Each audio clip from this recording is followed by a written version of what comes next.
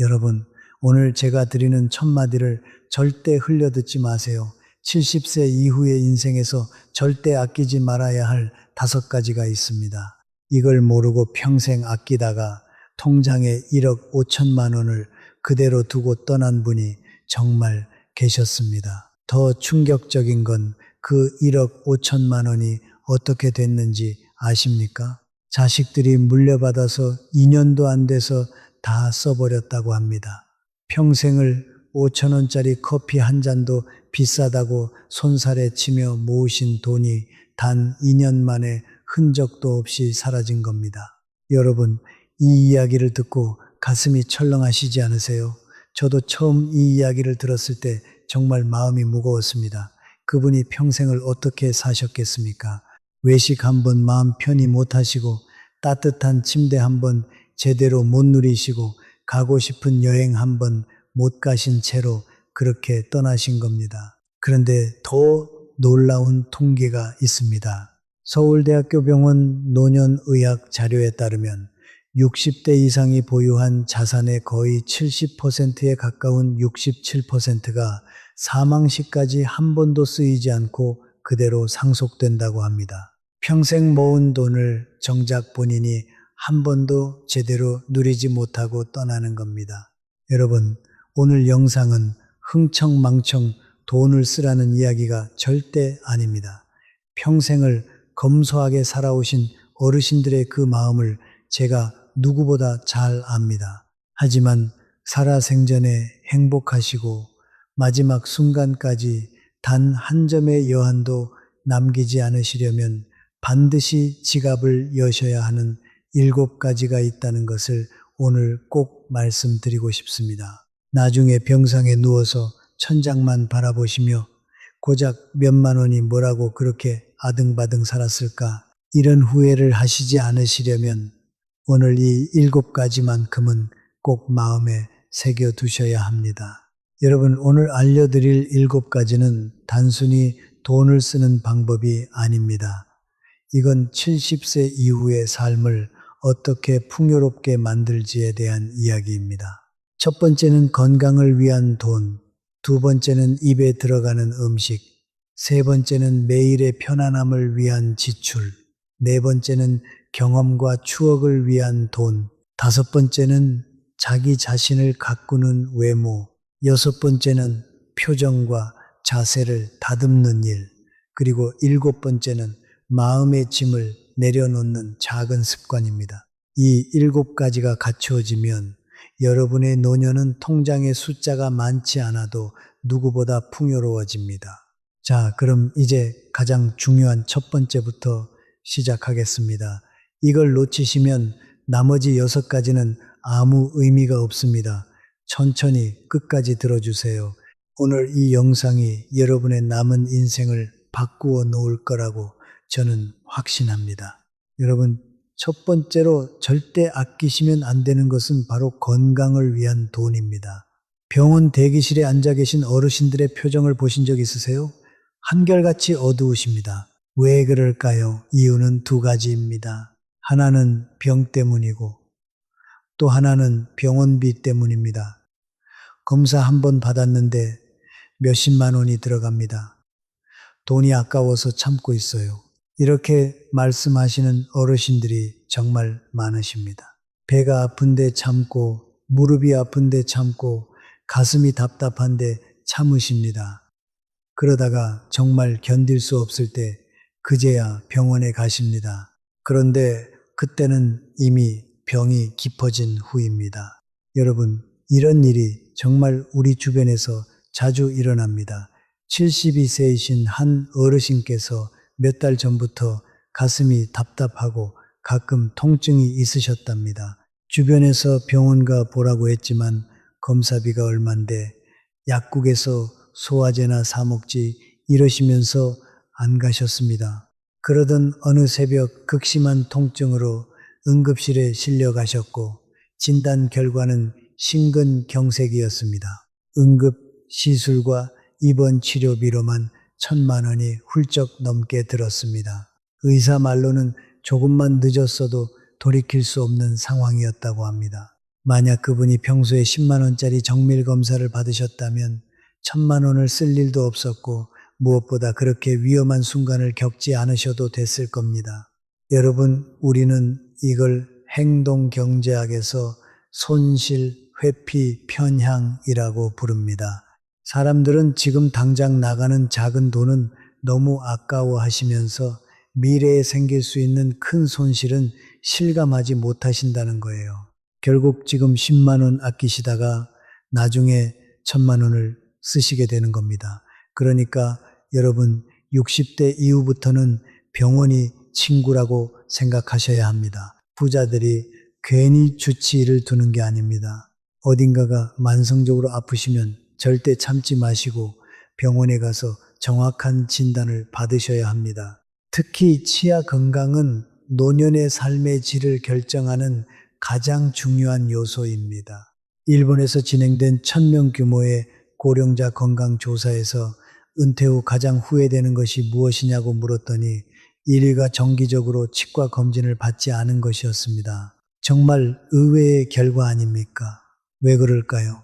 인간의 가장 원초적인 즐거움 중 하나가 식욕입니다. 그런데 치아가 나빠지시면 먹는 즐거움이 절반으로 줄어듭니다. 좋아하시는 음식을 못 드시고 씹는 것이 고통스러워지고 결국 영양 섭취가 제대로 안 되면서 전반적인 건강이 무너집니다. 70대에 임플란트 하나를 150만 원에 하시는 것보다 50대부터 1년에 20만 원씩 정기적으로 치과에 다니시는 것이 훨씬 현명한 선택입니다. 또 한 가지 정말 안타까운 일이 있습니다. 바로 건강검진을 미루시는 일이에요. 별일 없겠지, 괜찮아 이러시면서 국민건강보험공단에서 무료로 제공해드리는 검진조차도 안 받으시는 분들이 계십니다. 검진 받으러 가는 게 귀찮다는 이유 하나로 말이에요. 제 지인의 아버님이 바로 그러셨습니다. 아픈데 없는데 뭘 하냐 이러시면서 무료 건강검진을 3년 동안 안 가셨답니다. 그러다 속이 계속 더부룩하고 소화가 안 되셔서 그제야 병원에 가셨고 검사 결과는 위암 3기였습니다. 의사는 2년 전에만 검진을 받으셨어도 조기 치료가 가능했다고 했습니다. 결국 위를 절반 이상 절제하는 큰 수술을 받으셨고 항암 치료에만 1년이 걸렸습니다. 치료비는 3천만 원이 넘게 들었습니다. 여러분, 암이든 당뇨든 초기에 발견하면 87% 이상이 완치됩니다. 문제는 증상이 나타났을 때는 이미 많이 진행된 상태라는 거예요. 그때는 치료가 어렵고 비용도 어마어마하게 들어갑니다. 그래서 60대 이후부터는 병원과 친해지시는 편이 좋습니다. 약을 처방받으셨으면 의사가 지시한 대로 끝까지 복용하셔야 합니다. 좀 나은 것 같다고 임의로 끊으시면 병이 재발하거나 더 악화될 수 있습니다. 영양제는 사치일까요? 절대 아닙니다. 나이가 드시면 음식만으로는 필요한 영양소를 충분히 섭취하시기 어렵습니다. 특히 칼슘, 비타민 D, 오메가3 같은 것들은 골다공증과 심혈관 질환 예방에 꼭 필요합니다. 한국노년의학회 연구에 따르면 적절한 영양제 섭취가 노년기 삶의 질 향상에 큰 도움이 된다고 합니다. 한 달에 5만 원 영양제 비용이 아깝다고 안 드시다가 골절이라도 한번 입으시면 수술비, 입원비, 재활치료비로 수백만 원이 그냥 나갑니다. 운동시설 이용료도 절대 아끼지 마세요. 체육관에 다니시거나 수영을 배우시거나 요가를 하시는 것, 이 모든 것이 건강에 대한 가장 확실한 투자입니다. 한 달에 10만 원 운동비가 아깝다고 안 움직이시다가 당뇨, 고혈압, 심장병이 오면 평생 약값으로 수천만 원을 쓰시게 됩니다. 기억하세요. 건강관리의 핵심은 아플 때 치료하시는 게 아니라 아프시기 전에 예방하시는 겁니다. 건강을 위한 돈은 쓰는 게 아니라 투자하는 거예요. 그것도 수익률이 가장 확실한 투자입니다. 여러분, 자식들에게 가장 큰 효도가 무엇인지 아세요? 바로 부모님이 건강하신 겁니다. 건강하신 부모님이 자식들에게는 최고의 유산입니다. 그러니 건강 지키시는데 돈 쓰시는 것 절대 아깝다고 생각하지 마세요. 그런데 건강만큼 중요한 게 또 하나 있습니다. 매일매일의 행복과 직결된 것입니다. 여러분, 두 번째로 절대 아끼시면 안 되는 것은 바로 입으로 들어가는 돈입니다. 인간에게는 5가지 감각이 있습니다. 시각, 청각, 후각, 촉각, 그리고 미각이지요. 나이가 드시면 이 감각들이 하나씩 둔해집니다. 눈이 침침해지시고 귀가 어두워지시고 냄새도 잘 못 맡으시게 됩니다. 그런데 신기한 게 뭐냐면 미각은 가장 마지막까지 남습니다. 90세, 100세가 되셔도 맛있는 건 아십니다. 고기 한 점이 입에 들어가면 맛있다 하시고 딸기 한 알이 입에 들어가면 달다고 느끼십니다. 여러분, 음식은 인생의 마지막까지 누릴 수 있는 가장 확실한 행복입니다. 그런데 많은 어르신들이 이걸 너무 아끼십니다. 비싸서 못 먹어. 집에서 해 먹으면 되는데 뭐 하러 사 먹어. 나중에 먹지 뭐 이러시지요. 그런데 그 나중은 안 옵니다. 심리학에 쾌락 적응이라는 개념이 있습니다. 인간은 어떤 좋은 일에도 금방 적응해서 행복도가 떨어진다는 거예요. 새 차를 사도 처음 며칠만 좋고 승진을 해도 한 달이면 익숙해집니다. 그런데 음식은 다릅니다. 맛있는 음식은 먹을 때마다 행복합니다. 오늘 한우를 드셔도 맛있고 다음 주에 드셔도 맛있습니다. 이게 바로 음식의 힘이에요. 여기서 더 놀라운 사실이 있습니다. 서울대학교 병원 신경의학 자료에 따르면 미각의 기억은 가장 오래 남는다고 합니다. 어린 시절 할머니가 해주신 음식 맛 아직도 기억나시지요? 냄새와 미각은 뇌의 감정 중추와 직접 연결되어 있어서 다른 어떤 기억보다 생생하게 남는다고 합니다. 그러니까 좋은 음식을 드시는 경험은 단순히 배를 채우시는 게 아니라 행복한 기억을 만드시는 거예요. 여러분, 제가 아는 72세이신 한 어르신은 매달 마지막 주 금요일마다 혼자 일식집에 가셔서 1인 3만 5천 원짜리 참치 정식을 드신답니다. 그 시간이 그렇게 행복하시다고 하셨어요. 좋은 걸 먹으면 그냥 기분이 좋아져요. 한 달 내내 그날을 기다려요. 이거 먹으려고 다른 날은 아껴요. 이렇게 말씀하시더군요. 정말 멋진 말씀이시지요. 매일 사치를 부리시라는 게 아닙니다. 평소에는 검소하게 드시되 일주일에 한 번, 한 달에 한 번은 정말 드시고 싶은 걸 드시라는 겁니다. 뇌과학 연구에 따르면 좋은 음식을 드실 때 뇌에서는 도파민이라는 행복 호르몬이 분비됩니다. 이 도파민은 단순히 기분을 좋게 만드는 것뿐만 아니라 스트레스를 줄이고 면역력을 높이고 치매 예방에도 도움이 됩니다. 그러니까 좋은 음식을 드시는 건 단순한 사치가 아니라 건강을 위한 또 다른 투자인 거예요. 제철 과일도 꼭 챙겨 드세요. 제철 과일에는 그 계절에 우리 몸에 필요한 영양소가 가득 들어 있습니다. 그리고 과일 하나가 주는 그 상큼함과 달콤함, 그게 바로 살아있다는 걸 느끼게 해주는 가장 단순한 방법입니다. 이런 작은 즐거움마저 포기하시면 삶이 너무 메마릅니다. 집에서 요리하실 때도 좋은 재료를 쓰셔야 합니다. 이거 1,000원 더 싸네 하시면서 덜 신선한 것을 고르시지 마세요. 질 좋은 재료와 정성 어린 양념으로 맛있게 드세요. 혼자 계신 분들도 대충 드시지 마시고 나를 위해 정성껏 차려 드셔보세요. 물론 이렇게 말씀하시는 분들 많으십니다. 집에서 해 먹으면 되는데 왜 밖에 나가서 비싼 돈 주고 먹어 이러시지요. 맞는 말씀입니다. 하지만 가끔은 그 수고로움에서 벗어나셔도 됩니다. 평생 가족들 밥 챙기시느라 고생하셨잖아요. 이제는 가끔 누가 차려준 밥을 드셔도 됩니다. 그것도 하나의 행복이에요. 여러분, 한번 생각해 보세요. 나이가 드실수록 누리실 수 있는 즐거움이 하나둘 줄어듭니다. 운동도 힘들어지시고, 여행도 어려워지시고, 취미 생활도 제한됩니다. 하지만 음식은 다릅니다. 90세가 되셔도 100세가 되셔도 드시는 즐거움은 계속됩니다. 그 즐거움을 지금 아끼시며 살아갈 이유가 있을까요? 앞에서 말씀드린 위암 3기 판정을 받으신 그 어르신, 그분이 그렇게 절약하시며 사셨답니다. 외식은 1년에 손에 꼽을 정도, 그것도 자식들이 모시고 갈 때만 하셨고, 한우는 비싸다고 절대 안 드시고, 초밥도 생선에 밥 얹은 게 왜 이렇게 비싸냐 하시면서 평생 안 드셨답니다. 그러다가 그 위암 선고를 받으신 거예요. 병문안 가신 분이 들으신 그분의 말씀이 이랬다고 합니다. 건강할 때 먹고 싶은 거 다 먹을 걸 돈이 뭐가 중요해.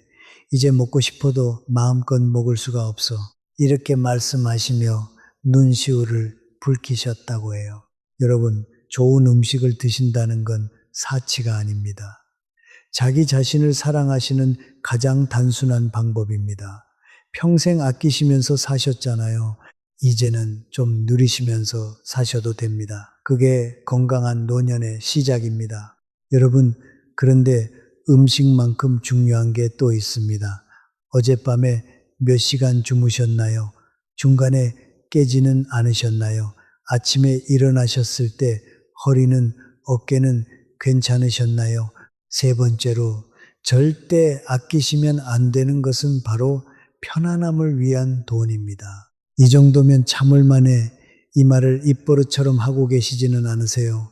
낡은 침대, 더워도 안 트는 에어컨, 발이 아픈 신발, 조금만 더 참자 이러시지요.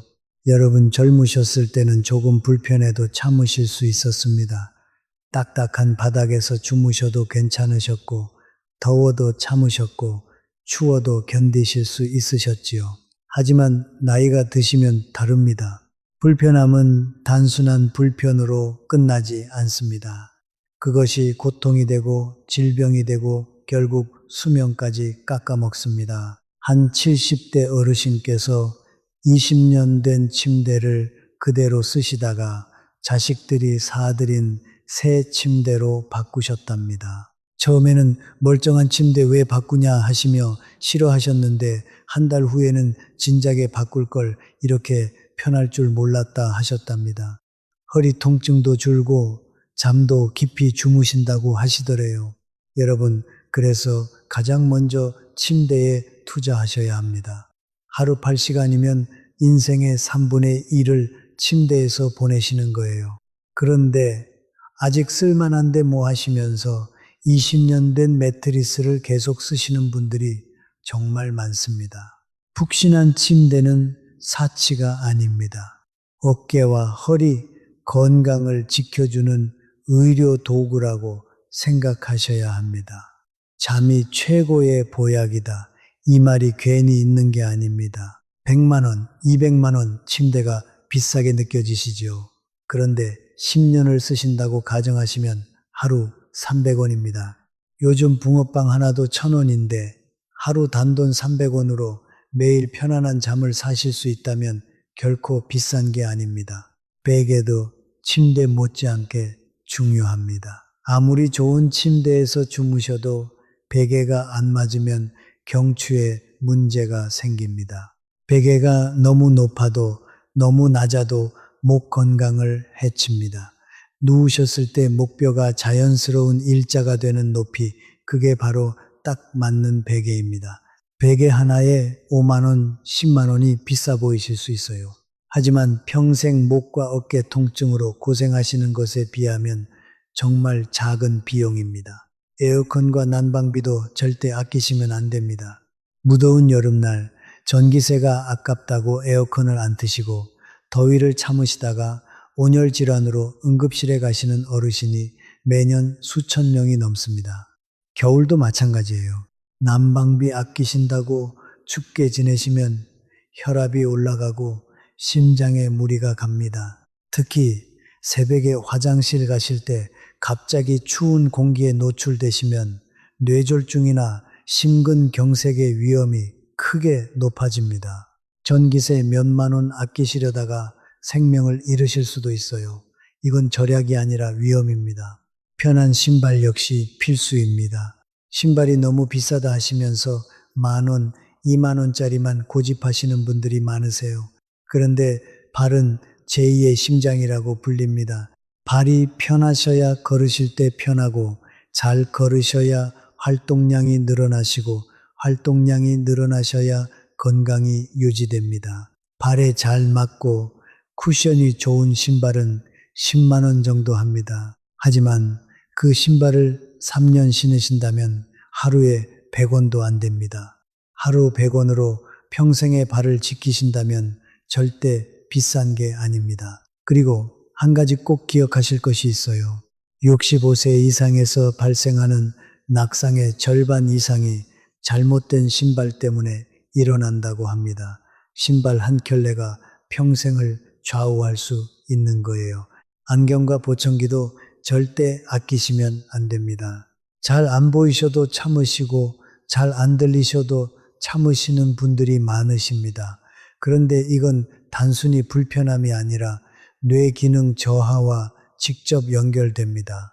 보고 듣는 자극이 줄어들면 뇌 활동이 떨어지고 결국 사회적 고립으로 이어지면서 우울증과 치매의 위험이 급격히 높아집니다. 서울대학교 병원 신경과 자료에 따르면 청력 저하를 방치하시면 치매 위험이 거의 2배 가까이 늘어난다고 합니다. 안경값 30만 원, 보청기값 200만 원이 비싸 보이시죠? 하지만 치매로 가시는 길에 비하면 정말 적은 비용이에요. 눈과 귀를 위한 지출은 무조건 나를 위한 가장 확실한 투자입니다. 집도 나이에 맞게 바꾸셔야 합니다.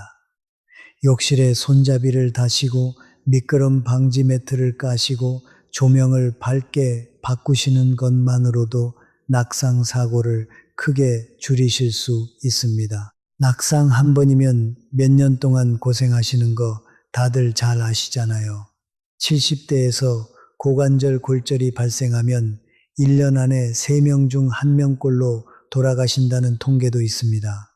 그만큼 무서운 게 낙상이에요.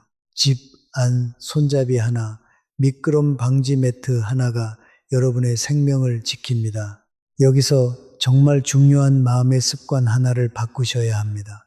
많은 어르신들이 이렇게 말씀하세요. 나는 이 정도로도 충분해. 평생 이렇게 살았는데 뭐 이러시지요. 그런데 이건 겸손이 아니라 자기 방치입니다. 스스로에게 한번 물어보세요. 여러분은 편안하게 살 자격이 없으신가요? 평생 열심히 살아오신 여러분은 편한 침대에서 주무실 권리가 없으신가요? 좋고 편한 신발 한 켤레 신으실 자격이 없으신가요? 행동경제학자들은 이걸 자기 보상의 역설이라고 부릅니다. 사람들은 타인을 위해서는 돈을 잘 쓰면서도 정작 자기 자신을 위해서는 너무 아끼는 경향이 있다는 거예요. 특히 평생을 희생하며 살아오신 세대일수록 이 경향이 더 강합니다. 하지만 이제는 멈추셔야 합니다. 자기 자신을 위해 쓰시는 것이 이기적인 게 아니라 당연한 권리입니다. 한 노년 전문가가 이런 말을 했어요. 편안함에 투자하시는 어르신들이 더 오래 더 행복하게 사신다. 불편함을 참는 건 인내가 아니라 자기 학대일 뿐이다. 정말 무서운 말씀이시지요. 노년의 편안함은 더 이상 호사가 아니라 필수라는 것 꼭 잊지 마세요. 여러분, 자, 그런데 건강도 음식도 편안함도 정말 중요합니다. 하지만 인생의 마지막 순간에 사람들이 가장 많이 후회하는 게 무엇인지 아세요? 그것은 바로 이것을 아꼈다는 사실입니다. 네 번째로 절대 아끼시면 안 되는 것은 바로 경험과 추억을 위한 돈입니다.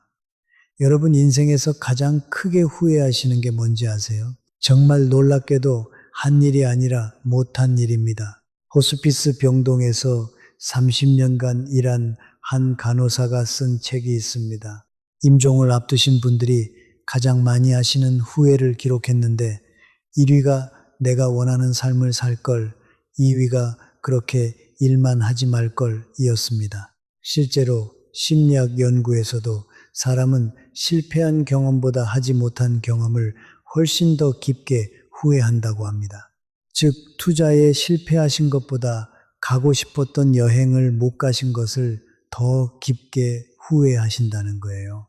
심리학에서는 이걸 미완의 행동에 대한 후회라고 부릅니다. 돈을 쓰셔서 실패한 경험은 시간이 지나면 웃으며 이야기하실 수 있지만 돈이 아까워서 못하신 경험은 평생 가슴에 남는다는 거예요.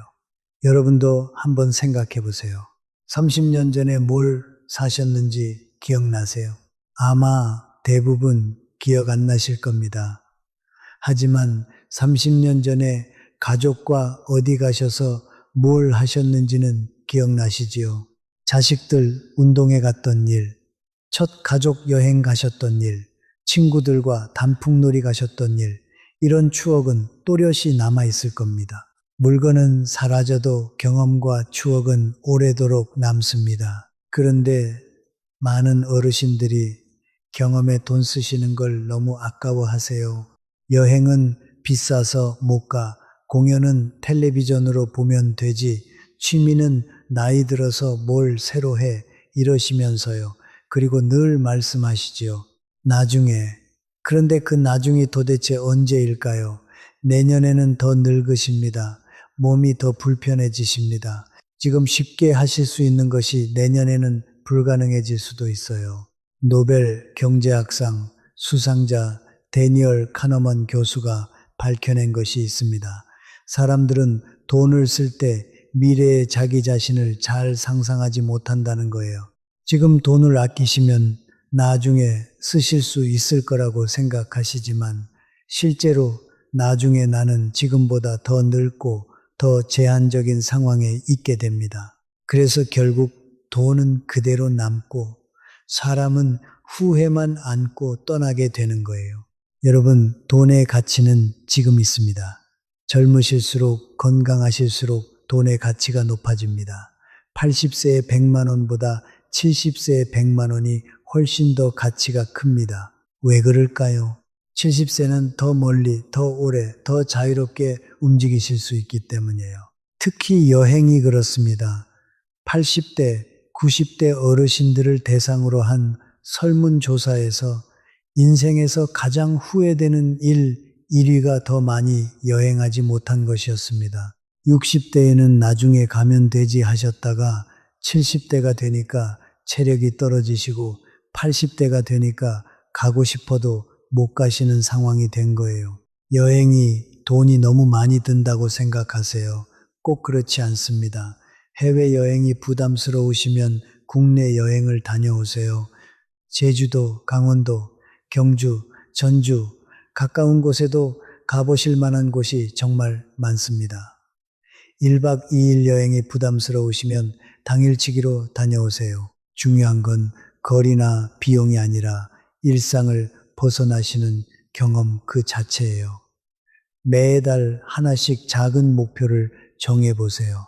이번 달에는 가보고 싶었던 축제 가보기, 다음 달에는 친구들과 온천 가기, 그 다음 달에는 손주랑 동물원 가기, 이렇게 작은 계획들을 실천하시다 보면 1년 후에는 12가지 행복한 기억이 차곡차곡 쌓여 있을 겁니다.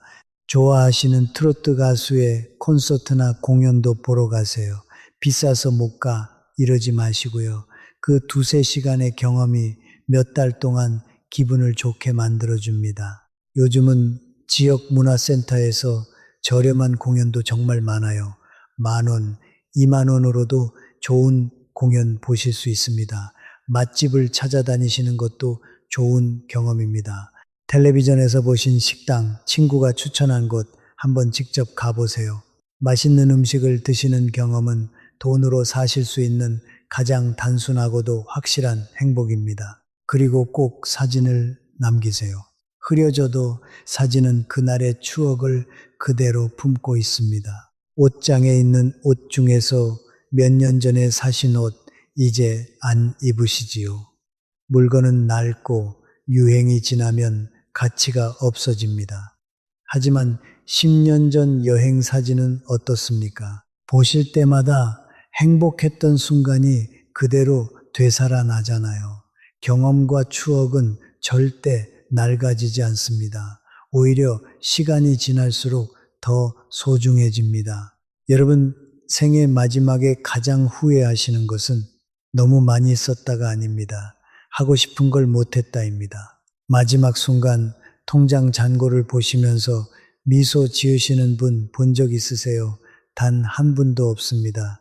하지만 가족 사진을 보시며 여행 이야기를 하시며 행복했던 추억을 떠올리시며 미소 지으시는 분은 수없이 많이 계세요. 이것만은 꼭 기억하세요. 경험에 투자하는 돈은 절대 낭비가 아닙니다. 그것은 삶을 풍요롭게 만드는 가장 현명한 투자입니다. 부처님이 제자에게 이렇게 말씀하셨다고 합니다. 중도를 걸으십시오. 지나치게 아끼지도 말고 지나치게 낭비하지도 마십시오. 필요한 것에는 쓰되 탐욕으로 쓰지는 마십시오. 정말 좋은 말씀이시죠. 여러분이 평생 일하신 이유가 무엇입니까? 돈을 모으기 위해서가 아니었을 겁니다. 좋은 삶을 사시기 위해서, 가족을 행복하게 하시기 위해서, 편안한 노후를 보내시기 위해서 그것 때문이지 않으셨겠어요. 그렇다면 이제 그 돈을 사용하실 때입니다. 모으기만 하시고 못 쓰신다면 그 돈은 도대체 무엇을 위한 것입니까?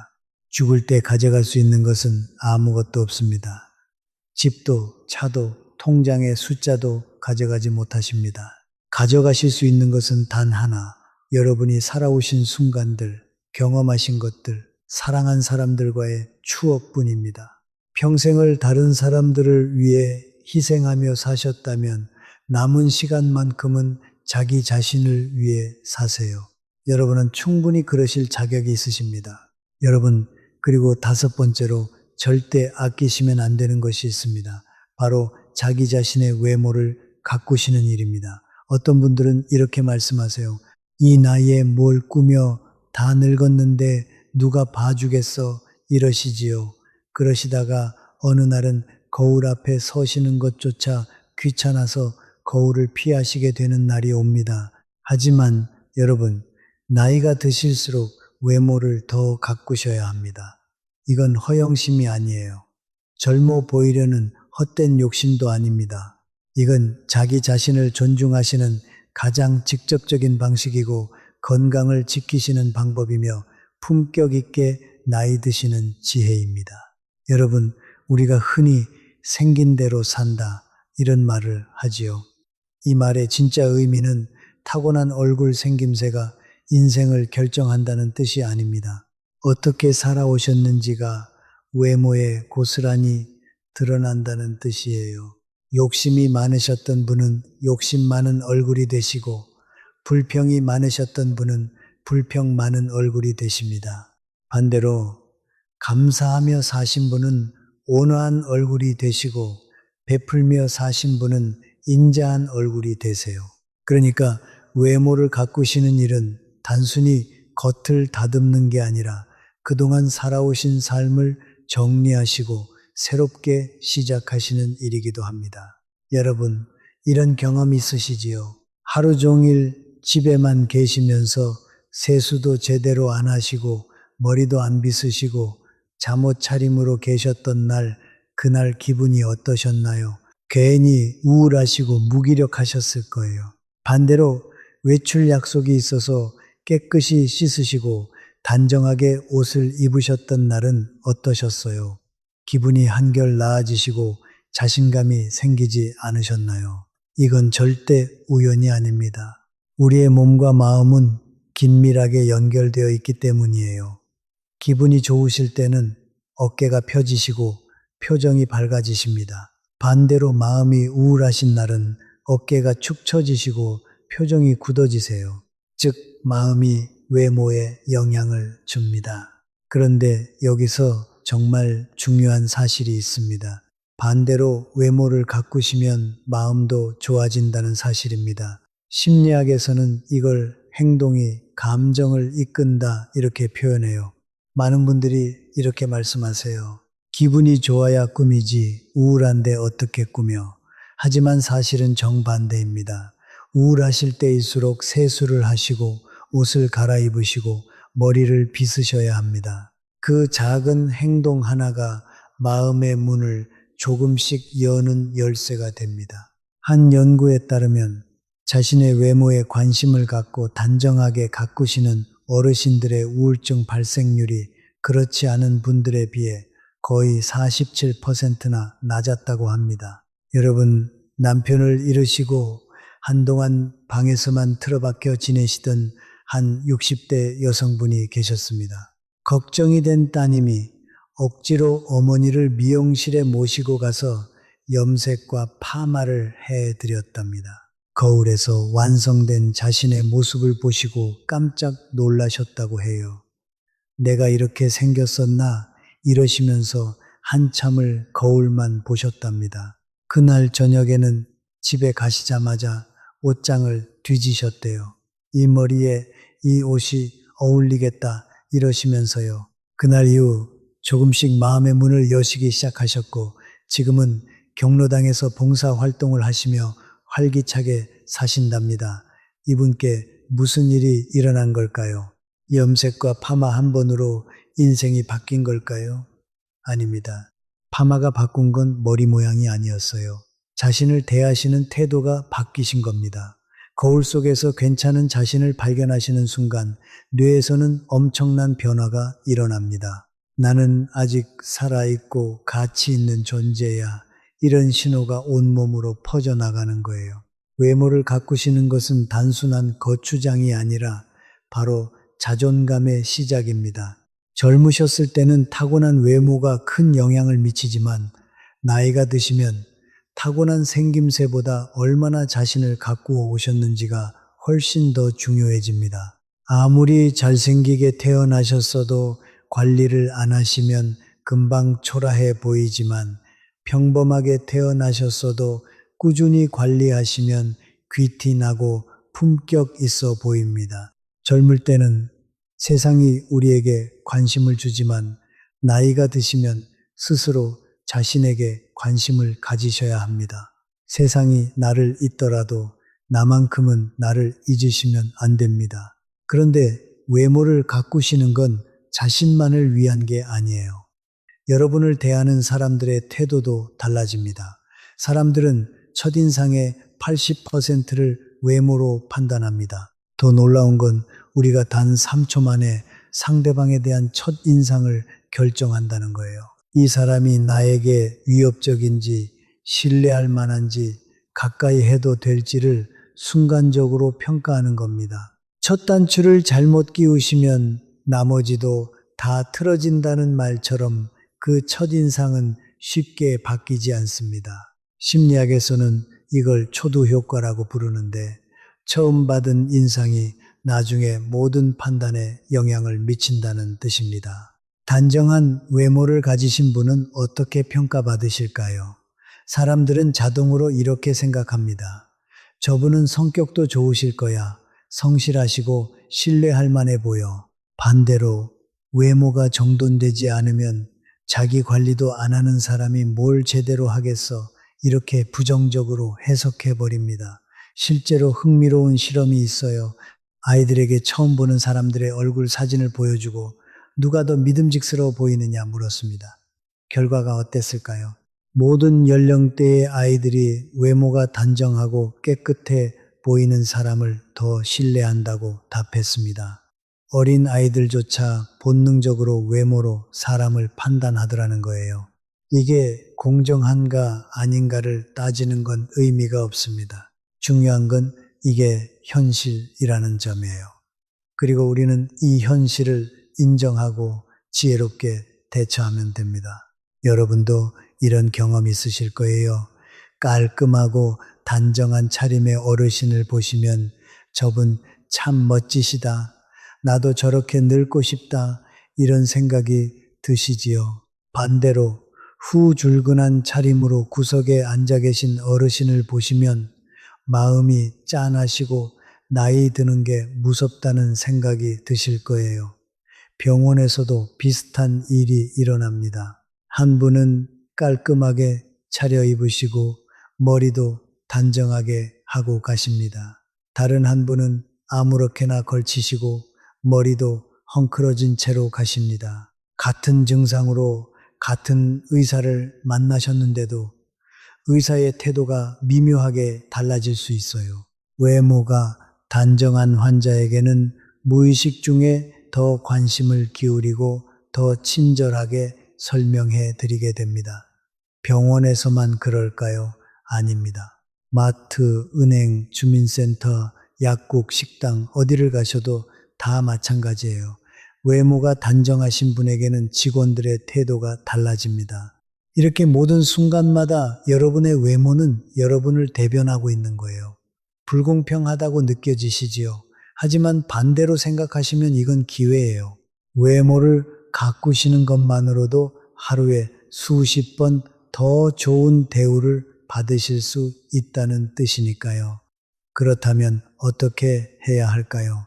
답은 정말 간단합니다. 성형 수술을 하시거나 비싼 옷을 사 입으시라는 말이 아닙니다. 가장 기본적인 것만 지키시면 됩니다. 매일 세수하시고 머리 빗으시고 깨끗한 옷 입으시고 자세를 바르게 하시고 남자분들이라면 면도를 꼭 하시는 것, 이것만으로도 충분합니다. 여러분, 그리고 외모가 단순히 인상만 주는 게 아닙니다. 실제로 여러분의 건강과도 직결된다는 사실 알고 계셨어요? 의사들이 환자를 처음 봤을 때 가장 먼저 확인하는 게 뭔지 아세요? 바로 외모입니다. 얼굴색, 자세, 옷차림, 머리 상태, 이 모든 것이 그분의 건강 상태를 말해줍니다. 외모가 깔끔하고 단정한 분은 대부분 건강 관리도 잘하고 계세요. 반대로 외모를 소홀히 하시는 분은 건강도 나빠지시기 쉽습니다. 왜 그럴까요? 외모를 가꾸시는 과정 자체가 건강 관리이기 때문입니다. 세수하시고 머리 감으시고 옷 입으시는 이 모든 신체 활동을 통해 팔을 들고 허리를 굽히고 다리를 움직이세요. 이게 바로 전신 운동입니다. 매일 아침 이런 활동을 하시는 분과 그냥 누워만 계시는 분, 누가 더 건강할까요? 답은 너무 명확하지요. 연구 결과에 따르면 매일 아침 외모를 가꾸시는 노년층은 낙상 사고가 그렇지 않은 분들에 비해 훨씬 적습니다. 옷을 입고 신발을 신으시면서 자연스럽게 균형 감각을 유지하시고 근육을 사용하시기 때문이에요. 더 중요한 건 외모를 가꾸시면 밖으로 나가고 싶은 마음이 생긴다는 거예요. 멋있게 차려입으시면 사람을 만나고 싶어지시고 외출하시게 되면 자연스럽게 걷게 되시고 그 자체가 건강이 됩니다. 또 한번 생각해 보세요.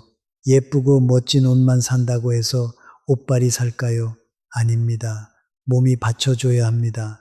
몸매를 유지하시려면 식단 조절과 운동을 하셔야 하지요. 옷을 멋있게 입고 싶다는 그 마음이 혈압과 혈당을 잡히게 만들고 근육도 유지시키는 거예요. 외모는 동기이고 건강은 결과입니다. 그리고 그 결과는 다시 더 나은 외모로 나타납니다. 완벽한 선순환이지요. 여러분, 그렇다면 구체적으로 어떻게 외모를 가꾸어야 할까요? 비싼 옷을 사야 할까요? 명품을 들어야 할까요? 절대 아닙니다. 귀티는 돈이 아니라 태도에서 나옵니다. 여러분, 길을 걷다가 가끔 그런 분들 보시지요. 옷은 그냥 평범한데 뭔가 굉장히 품이 있어 보이시는 분들. 한눈에 저분 멋지다 싶은 분들. 그분들을 유심히 보시면 공통점이 딱 하나 있습니다. 바로 청결함과 단정함이에요. 옷은 비싸지 않아도 다림질이 잘 되어 있고 구두는 오래된 것 같아도 잘 닦여 있고 머리는 흐트러지지 않으셨고 손톱도 깨끗하세요. 이게 전부입니다. 이것만으로도 충분히 귀티가 납니다. 진짜 문제는 비싼 옷이 없다는 게 아닙니다. 청결하지 못하다는 거예요. 아무리 좋은 옷을 입으셔도 얼룩이 있으시면 초라해 보이십니다. 아무리 멋진 신발을 신으셔도 더러우면 볼품없어 보이세요. 반대로 평범한 옷이라도 깨끗하고 단정하시면 그것만으로도 품격이 생깁니다. 첫째는 청결함이에요.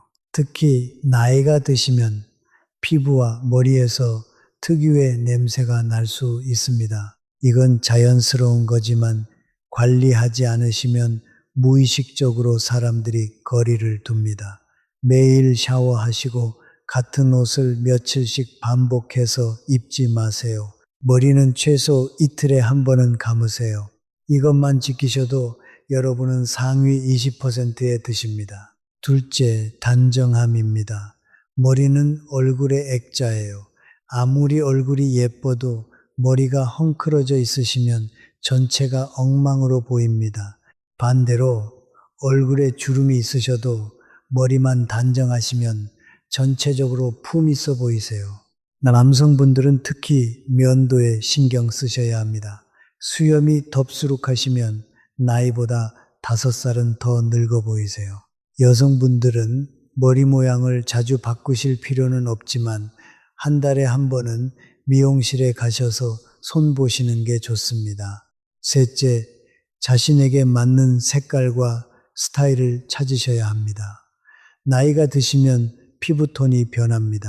젊으셨을 때 잘 어울리던 색이 이제는 안 어울리실 수 있어요. 그래서 자신의 현재 피부톤에 맞는 색을 찾으셔야 합니다. 일반적으로 나이가 드실수록 밝고 부드러운 색이 잘 어울립니다. 너무 어둡고 강한 색은 오히려 얼굴을 더 칙칙하게 만들어요. 파스텔 톤이나 베이지, 크림색 같은 것이 대부분의 어르신께 잘 어울립니다. 여러분, 귀티는 특별한 사람들만 가질 수 있는 게 아닙니다. 누구나 가지실 수 있어요. 단지 매일 조금씩 자신을 가꾸시는 습관만 있으시면 됩니다. 링컨 대통령이 이런 말을 했어요. 40이 되면 자신의 얼굴에 책임을 져야 한다. 나이가 드실수록 살아오신 삶이 얼굴에 그대로 드러난다는 의미입니다. 살아오신 방식이 표정을 만들고 그 표정이 결국 얼굴을 만듭니다. 그래서 6번째로 절대 아끼시면 안 되는 것이 바로 표정과 자세입니다. 70대 김 여사님과 박 여사님이 같은 동네에 사신답니다. 두 분 다 나이도 비슷하시고 형편도 비슷하시고 외모도 비슷하세요. 하지만 주변 사람들의 평가는 완전히 다르답니다. 김 여사님은 항상 웃는 얼굴이세요. 주름이 많으시지만 그 주름이 따뜻해 보입니다. 사람들이 김 여사님을 만나면 기분이 좋아진다고 해요. 할머니는 참 곱게 늙으셨네요. 이렇게 말씀드린답니다. 박 여사님은 항상 인상을 찌푸리고 계세요. 불평이 많으시고 표정이 굳어 있으십니다. 그래서 사람들이 박 여사님을 피한답니다. 두 분의 차이가 뭘까요? 단 하나, 표정입니다. 김 여사님이 특별히 더 예쁘게 태어나신 게 아닙니다. 평생 지어오신 표정이 얼굴에 자리 잡으신 거예요. 연구 결과가 이걸 뒷받침합니다. 같은 사람의 사진을 2장 보여주었어요. 하나는 무표정한 얼굴, 다른 하나는 미소 짓는 얼굴이었습니다. 둘 중 누가 더 젊어 보이느냐는 질문에 거의 90%가 미소 짓는 얼굴을 골랐어요. 무표정한 얼굴은 실제보다 5년 더 늙어 보였고 미소 짓는 얼굴은 5년 더 어려 보였답니다. 표정 하나로 10년의 차이가 난 거예요. 왜 그럴까요? 미소는 얼굴 근육을 위로 올립니다. 입꼬리가 올라가고 뺨이 올라가고 눈가가 올라갑니다. 이 자체가 일종의 리프팅 효과를 내요. 반대로 찡그린 표정은 모든 것을 아래로 처지게 만듭니다. 결국 표정만 바꾸셔도 외모가 달라져요. 최고의 성형은 다이어트라는 말이 있지만 진짜 최고의 성형은 표정이라는 말이 있습니다. 그렇다면 나이 드셔서 표정을 바꾸는 게 가능할까요? 물론 가능합니다. 가장 중요한 것은 눈이에요. 눈이 웃어야 진짜 웃는 거다 이런 말이 있지요. 진짜 미소는 입만 웃는 게 아니라 눈도 함께 웃습니다. 입꼬리도 중요해요. 입꼬리만 살짝 올리셔도 표정이 완전히 달라집니다. 표정 근육도 운동이 필요해요. 나이가 드시면 표정 근육이 굳어서 무표정해지시기 쉽습니다. 거울 앞에서 웃기도 하시고 놀라기도 하시고 찡그리기도 하시면서 표정 근육을 움직여 주세요. 그리고 제일 중요한 건 긍정적인 생각을 하시는 일입니다. 표정은 생각의 거울이에요. 불평과 걱정을 자주 하시면 표정도 그렇게 굳어집니다. 의식적으로 감사한 것, 좋은 것, 아름다운 것을 생각하세요. 생각이 바뀌면 표정도 바뀝니다. 자세도 마찬가지예요. 어깨를 펴시고 걸어보세요. 우부정한 자세로 걷는 것과 꼿꼿한 자세로 걷는 것은 느낌이 완전히 다릅니다. 자세가 바뀌면 몸가짐이 바뀌고 몸가짐이 바뀌면 사람들의 대접도 바뀝니다. 외모는 우리가 세상과 소통하는 첫 번째 언어예요.